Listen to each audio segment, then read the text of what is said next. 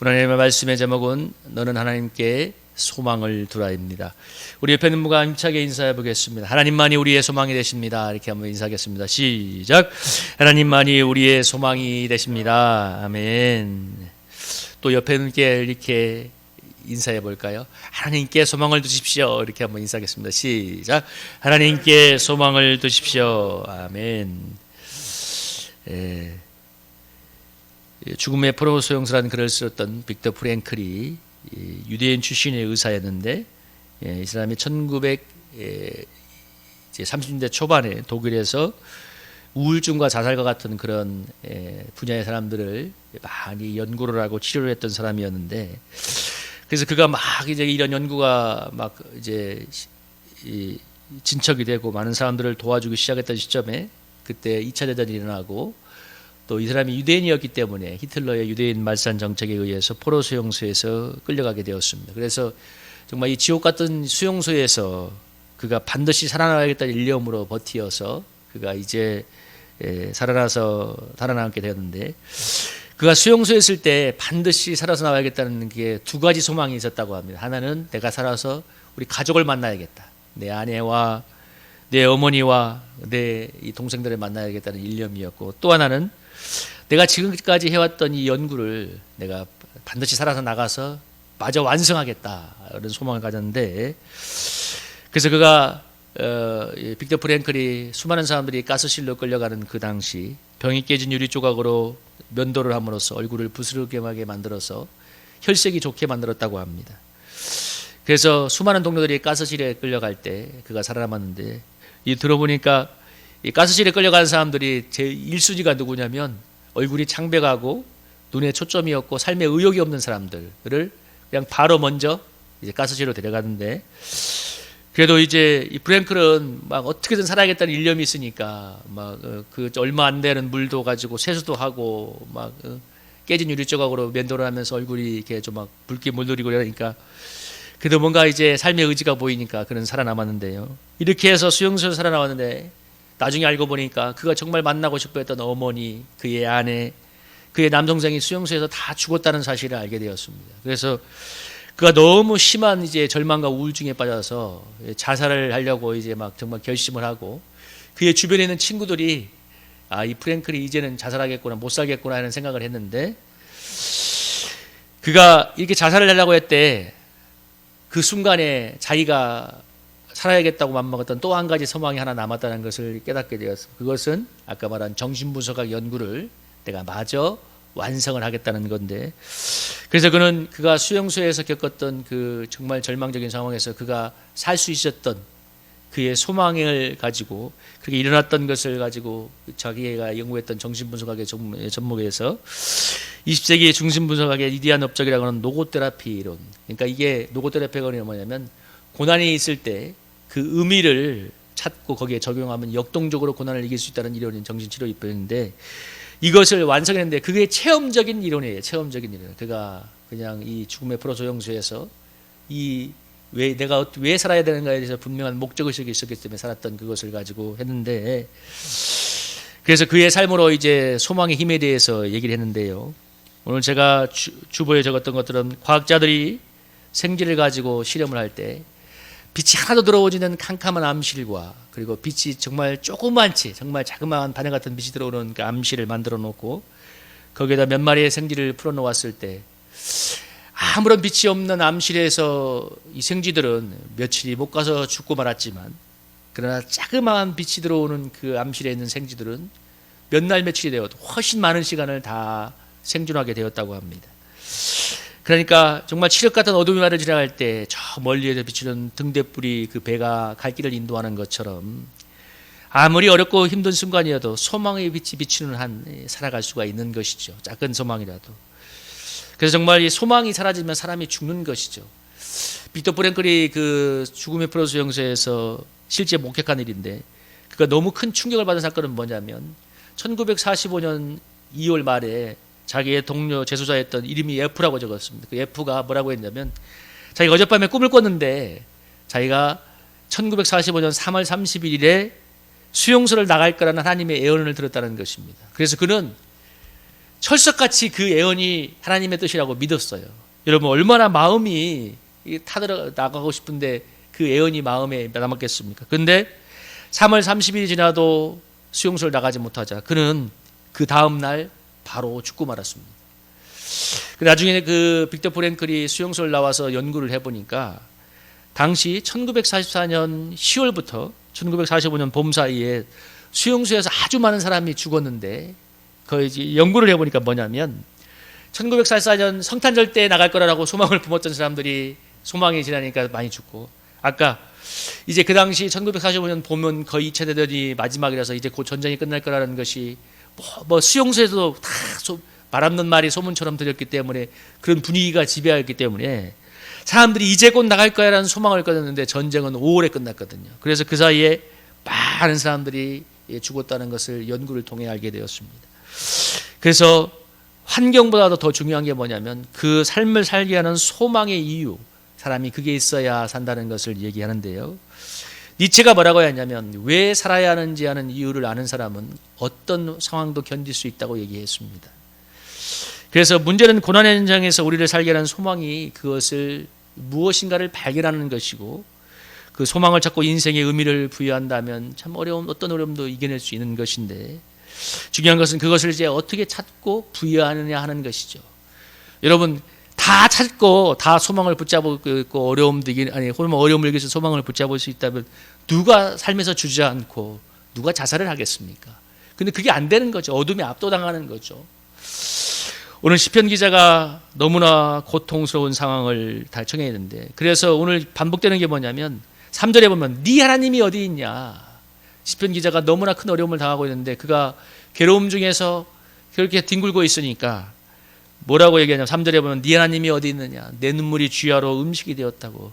여러분 너무 그 서럽고 힘든 상황이 되니까 사람들의 조롱을 받고, 그러니까 눈물이 쥐하로 음식이 되었다고 얘기하고, 그리고 뒤에 보면 하나님이 9절에 보면 어찌하여 원수로 앞지랑 얼마나 슬프게 다니나이까 하면서 내 뼈를 찌르는 칼같이 내들에게 나를 비방하여 말하기를 내 하나님이 어디 있느냐. 그러니까 주위에 있는 사람들이 아니면 주위의 대적들이 네 하나님이 어디 있냐고 얘기할 때 그것이 뼈를 찌르는 칼같이 자기를 아프게 하였다고 얘기하고 있습니다.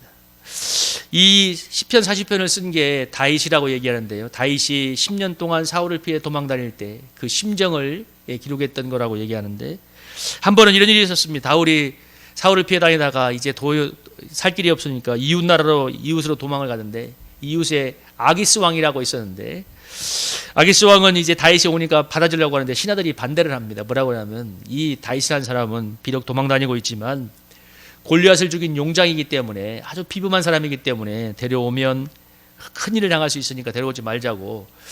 그러니까 오히려 이런 말도 있어요. 죽이지 않은 말까지 있으니까 다윗이 그 말을 듣고 살아남기 위해서 어떻게 했냐면 아기스 왕의 집의 대문 앞에서 문고리를 잡고 침을 흘리면서 미친 연기를 한 겁니다. 뭐예요? 침을 흘리면서 말도 떠듬으면서 막 이렇게 하면서 미친 연기를 하니까 아기스가 그걸 보고 웃음을 하면서 그래 저게 우리가 경계해야 될 사람이냐고, 우리나라에 미친놈이 부족해서 저런 사람이 하나 왔냐고 하면서 놔두라고. 그래서 다윗이 침을 흘리면서 미친 연기를 해서 살아남는 그런 일을 겪을 때, 여러분 그렇게 하면서 10년 동안 도망을 다닐 때 이 사무엘상하도 읽어보면 다윗이 참 많은 무시도 당하고 어려움을 당하는데, 여러분 네 하나님이 어디 있냐 할 때 그때 여러분 얼마나 조롱을 당했을 때 다윗의 마음이 힘들었는가 하는 거죠. 제가 이 본문을 묵상하다가 제가 얼마 전에 들었던 그 이야기가 따라오는데, 케냐에 갔던 한 선교사 가정이 있었는데 그곳에 간 지 얼마 안 돼서 선교사 사모님이 풍토병으로 소천을 했습니다. 그래서 이 선교사님이 한국으로 철수하려고 기도를 했는데 하나님이 그 땅에 계속 남으라는 마음을 주어서 사명지에 남기로 했는데, 초등학생 때 아들이 정말 나는 아빠가 여기 있어도 나는 여기 곳에 있기 싫다고 한국으로 가겠다고 해서 한국에 와서 이제 친척 있는 한국 수원으로 오게 되었는데, 거기가 제가 그러면서 그 인근 교회에 중고등부에 나가게 됐는데 그곳이 제가 전에 섬겼던 수원 서부교회였습니다. 중고등부였는데 그가 중고등부 시절에 늘 기도했던 게 그것이었다고 합니다. 하나님 왜 어머니를 데려가셨어요? 우리 어머니 그렇게 선교까지 간 신실한 주님의 여종인데 왜 데려가셨어요?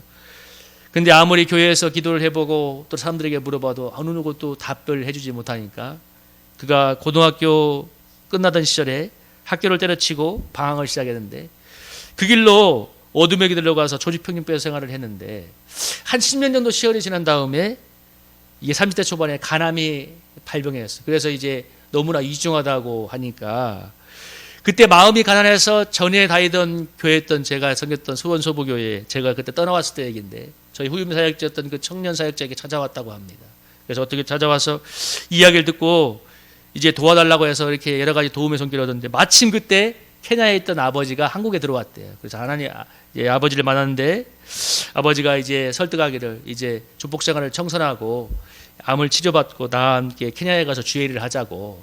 그래서 이제 본인도 그렇게 하겠다고 결단을 했는데 그 자기의 조폭의 두목을 찾아가서 이렇게 자기의 상황을 설명하고 제가 그래서 이제 이것을 이제 생활을 청산하고 이렇게 하겠습니다 하니까 두목이 뭐라고 정확하게 했냐면 야, 네 하나님이 너한테 해준 게 뭐가 있어?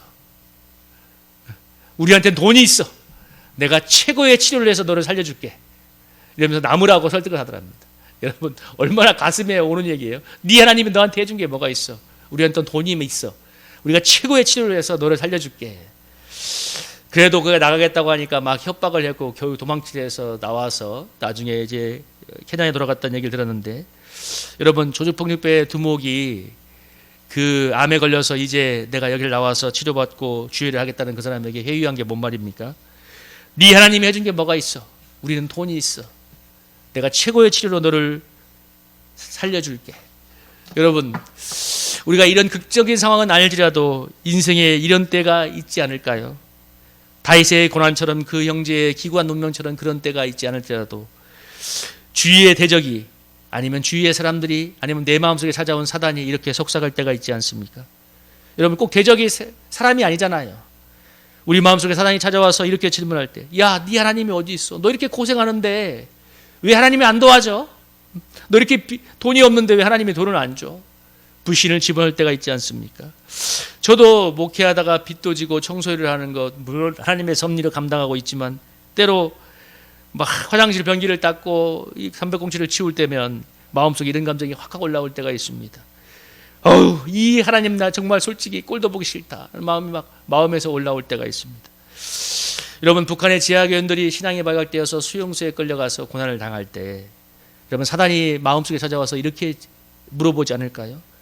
야, 네 하나님이 어디 있냐? 너 이렇게 죽도록 고생하는데 너 이제 죽을 수도 있는데 여러분 그렇게 속삭인다면 현실적으로 대답할 말은 없잖아요.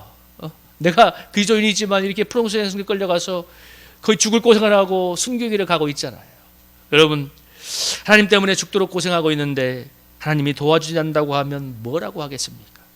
여러분 그런 순간에 어떻게 하나님에게서 소망을 찾고 하나님에게서 의미를 찾느냐 하는 것입니다.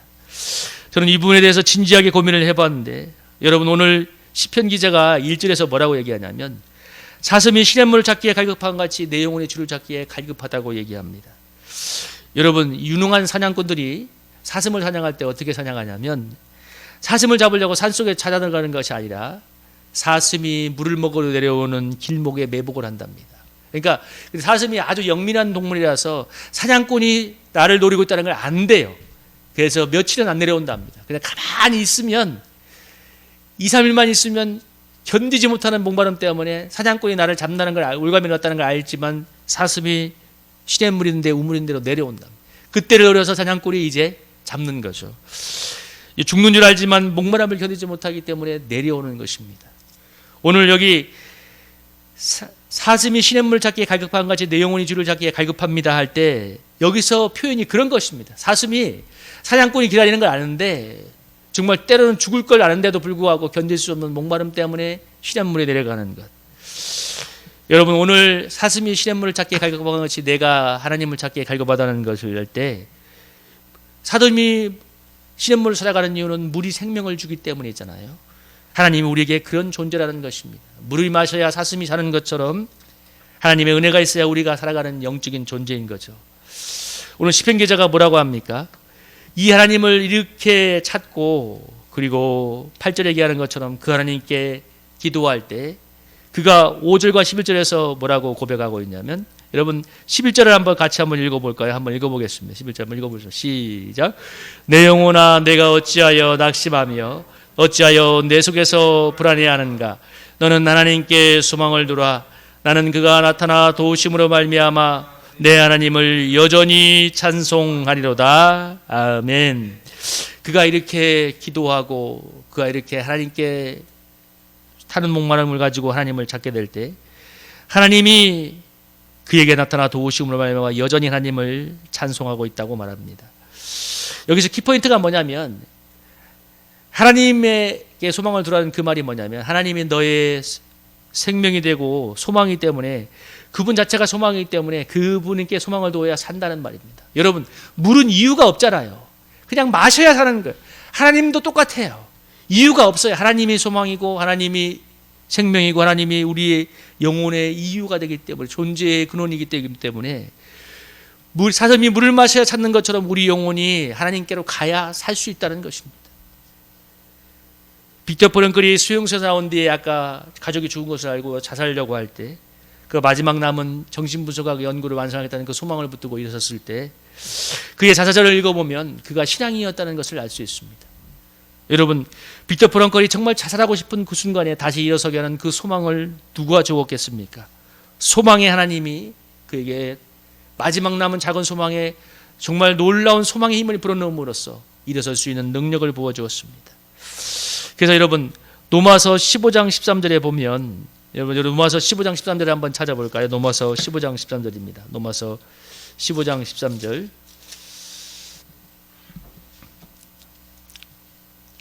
한번 읽어보겠습니다. 신약성경 259페이지 로마서 15장 13절 한번 찾아서 읽어보겠습니다. 신약성경 259페이지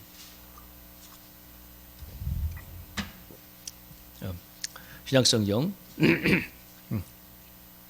259페이지 우리 한번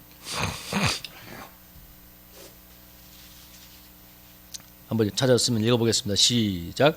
소망의 하나님이 모든 기쁨과 평강을 믿음 안에서 너희에게 충만하게 하사 성령의 능력으로 소망이 넘치게 하시기를 원하노라. 아멘. 오늘 본문에 보면 성령의 능력으로 소망이 넘치게 한다고 얘기하는데 여러분 정말 도저히 일어날 수 없을 것 같은 암담한 순간에도 주님이 우리에게 성령의 능력으로 소망이 넘치게 하시면 여러분 어둠을 뚫고 일어날 수 있는 강한 힘을 덧입는 것입니다. 그래서 어려움은 우리에게 무엇을 갈망하고 있는지를 정말 깨닫게 해주는데요. 그리고 결국은 아까 얘기한 사슴이 시냇물을 찾기에 갈급한 같이 내가 찾아야 될 것이 하나님인 것을 깨닫게 해줍니다. 그래서 여러분 순교의 길을 갈지라도 주님을 바라보며 찬양하는 그런 이유는 바로 하나님이 우리의 소망이고 생명이고 존재가 이유가 되기 때문입니다. 여러분 제가 지난주에 그런 설교했잖아요. 오늘 하루를 살아가는 은혜가 순간순간 하나님이 도와주지 않으면 하루를 살아갈 수 없다고. 길 가다 사고라도 나거나 우리가 어떤 질병에도 걸려거나 환난이 오면 우리의 결코 일상이 평안할 수가 없습니다. 그런데 우리도 어려움을 당할 때도 있지만 중요한 건 우리를 도우신 하나님이 그 어려움을 이겨내는 용기와 소망을 주고 때를 따라 돕는 은혜를 주심으로써 우리로 하여금 여전히 하나님을 찬송하는 삶을 살아가게 합니다.